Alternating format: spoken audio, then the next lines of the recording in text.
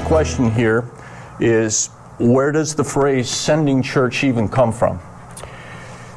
Well, I guess in its purest biblical form, you would look to the book of Acts, where they sent out a couple of their key leaders that became incredible church planters, right? And so that would kind of be the genesis of the phrase sending church from the biblical perspective.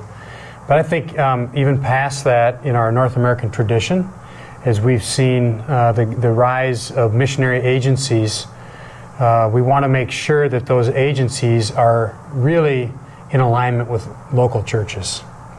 And so, at least in our context, when we talk about a sending church, we're seeing the sending church as really the entity that gives credibility, that has spiritual authority over the missionary, and that is the one that is the kind of the overseer of that person entering into the ministry, and then in an ongoing way relating to that missionary even when they're on the field. Okay. What parts of preparing, sending, and overseeing missionaries are the responsibility of the sending church, pioneers, or three, all of the above? All of the above. Do we do that together? Well, that kind of is a tricky question. Who does what? Who controls what? How does that all happen? We definitely see this, once again, as you've mentioned, partnership together. I would say that if you look carefully at how that relationship works out, that we would see primarily we get often asked this question, what roles do we have and what role do you have from sending churches? We would say that you definitely have the spiritual authority and the role of spiritual authority in the life of that worker. You are really, truly the sending entity. That's the Acts 13 model of sending out the first cross-cultural missionaries, Paul and Barnabas, to go to the unreached. Holy Spirit raises that up. The church affirms that. There's a spiritual authority in that process.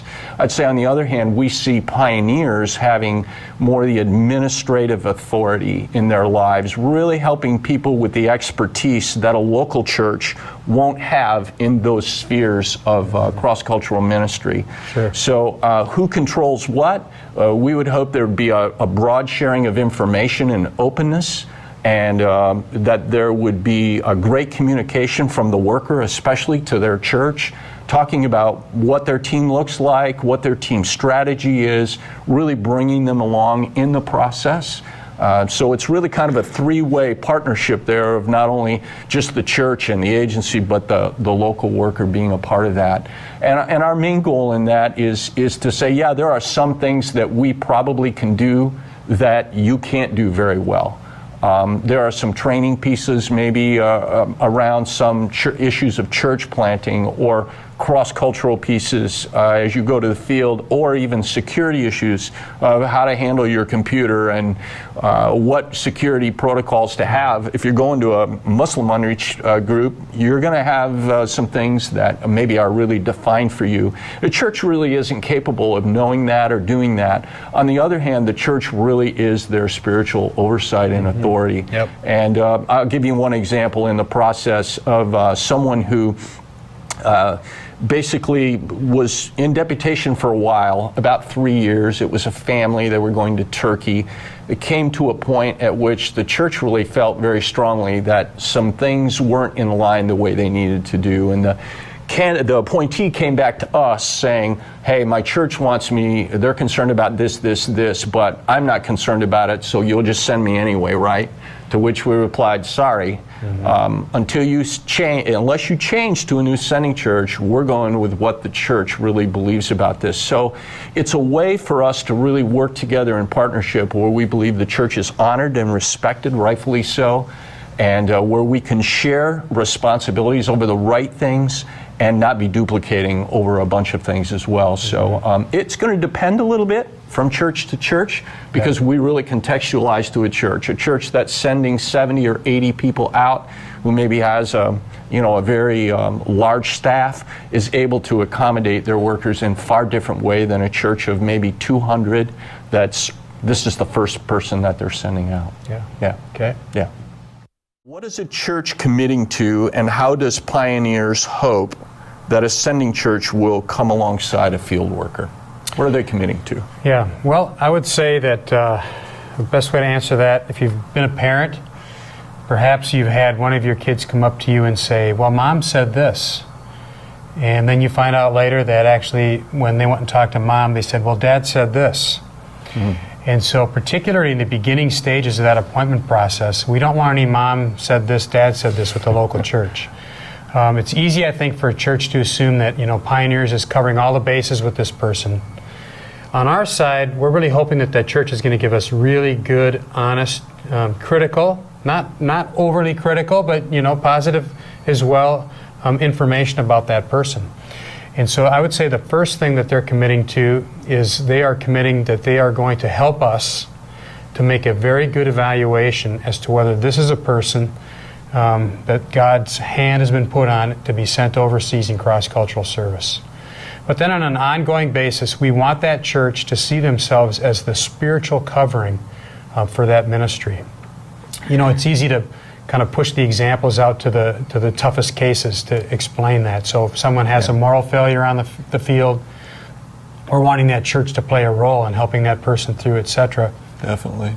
But even just in the daily life of the missionary, they're going to be up against some tough things on the field. We want to know that people are praying. We want to know that people are helping out in that ministry and in a spiritual sense. You mentioned earlier the ease of travel. Today there's almost no reason why a church can't be face-to-face with their missionary once every couple of years. Yep.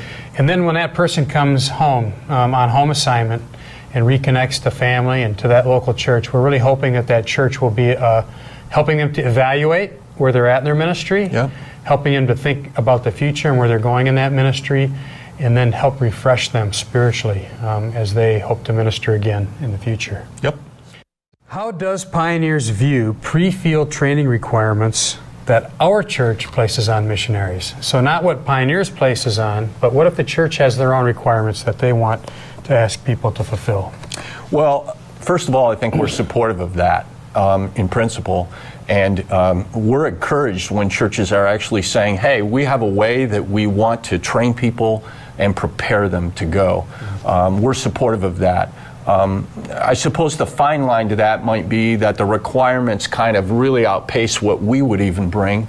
And if they're too onerous, I think that we would have a talk with that church just saying, is there any way that some of these things might be already being duplicated, or some of the things that we are requiring along with what you're requiring? We can kind of come to a compromise on that and say, rather than do two different things, let's choose one and really help that person. Pioneers has kind of a hedgehog concept about how we want to see church planting movements among unreached people groups. And the way that we do that, we feel our core way of contribution is to remove obstacles for people getting into the field. And we want to make sure that neither of two extremes is going on. Hey, you need a seminary degree and a doctorate, and 3 or 4 years of cross-cultural training on one side, or you don't really need much of anything. Just get on the plane and go. The reality is it's somewhere in between that, and we would really like to work with the church at that point to determine how that's going to happen and in what way we can best really advance this person, move forward. What kinds of character and ministry experience are most important for a church to identify in a potential candidate going into cross-cultural ministry? Who you're looking for? What are these people like?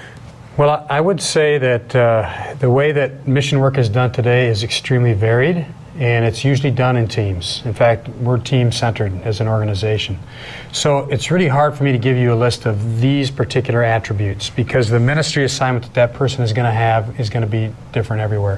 However, identifying gifts and abilities is really important, so that when we try to make a ministry match for them on the field, that we are able to do that, accurately. Yeah. Now, if your church has a vision to go out and reach a particular people group, and you've raised up people in your congregation to do that, we may be looking for people with more kind of apostolic, or they want to take new ground, those types of people. Yep. On the other hand, you may find people come up in your congregation they have the gift of helps and services. And helping us to see those things, it's very important. I would also add that we are a church planting organization, and it doesn't really matter who you are in the organization. We want to see the connection to actual church planting. This doesn't necessarily mean that somebody has had to plant a church before they go overseas, Right. but we would want to make sure that they, understand the gospel real well. They've got a theological grounding and are able to be a part of a church planting team in some way. Okay. Are there any other benchmarks that a church can kind of help us with in looking for people that are? We do require, we call it a one-year certificate in Bible or the equivalent of. Okay. So that would be one thing that churches can help us to make sure that people get before they go out. Probably another thing that would be a benchmark would be ability to work well with others, to be, again, on a team. If somebody has some major life issues, for example, let's say there's divorce in their background. Well, we have a special process for evaluating that, and we would want the church to be helping us to make the assessment on people that are in unique circumstances. If you come to Pioneers and you have 4 teenage children and you want to go to a very difficult, Muslim culture, we're going to have a lot of questions about whether or not that particular family is the right one to put in that place, considering where their kids are at. And so really it comes down to just knowing that family or individual really well and helping us to evaluate. Helping us assess that. Yeah, and not just assess them generically, but hopefully in context of where they're going to be working. Yeah.